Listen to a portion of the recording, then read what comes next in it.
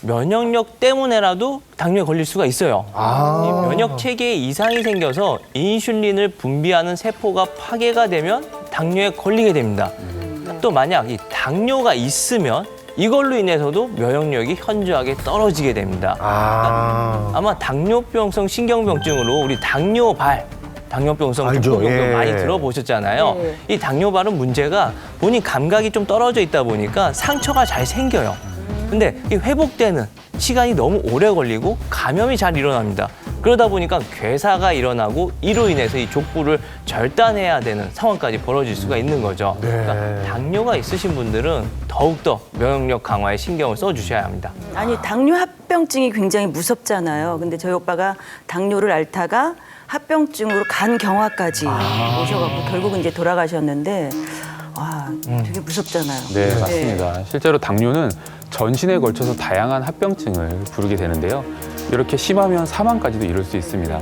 실제로 매년 약 2,000명이 당뇨 합병증인 당뇨발로 족부 절단을 하고 있고요. 4명 중 1명은 당뇨 망막병증으로 인해서 실명을 하고 있다고 합니다. 특히 심내혈관 질환은 당뇨 환자들의 사망 원인 1위를 차지하고 있기 때문에 당뇨를 침묵의 살인자라고 부르기도 하죠. 저는 그래서 늘 당뇨를 항상 조심하면서 당뇨 걸릴까 이 노심초사하면서 사는데 당뇨는 가족력이 그렇게 높다면서요. 네, 맞습니다. 실제로 가족력이 약 30% 정도를 차지하게 되는데요. 생활 습관과 식습관 등의 생활 패턴이 비슷하기 때문인데요.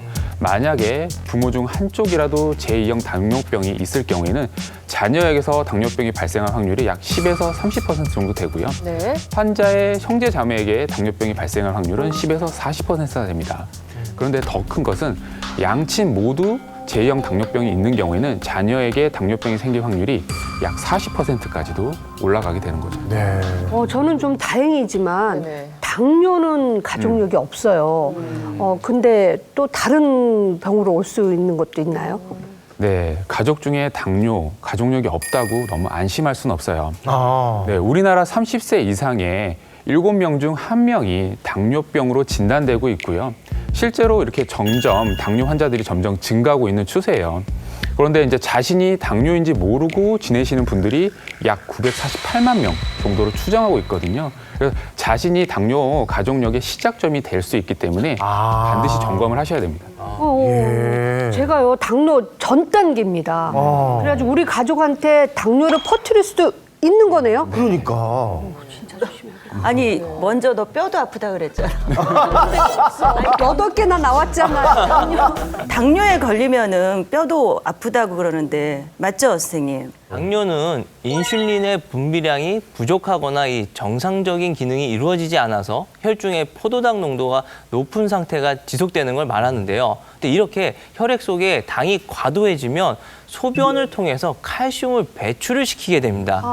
이로 인해 이 뼈의 질이 나빠지게 되고요. 또 고혈당이 지속되면 뼈 속에 최종 당화산물이라는 유해 물질이 축적이 되면서 골질을 약하게 만듭니다. 그러니까 뼈의 세포 기능에 악영향을 미치게 되는 거죠. 네. 실제로 당뇨병 환자는 대퇴골 골절 위험이 남자는 1.84배, 여자는 1.73배나 높아진다는 연구도 있었습니다. 네.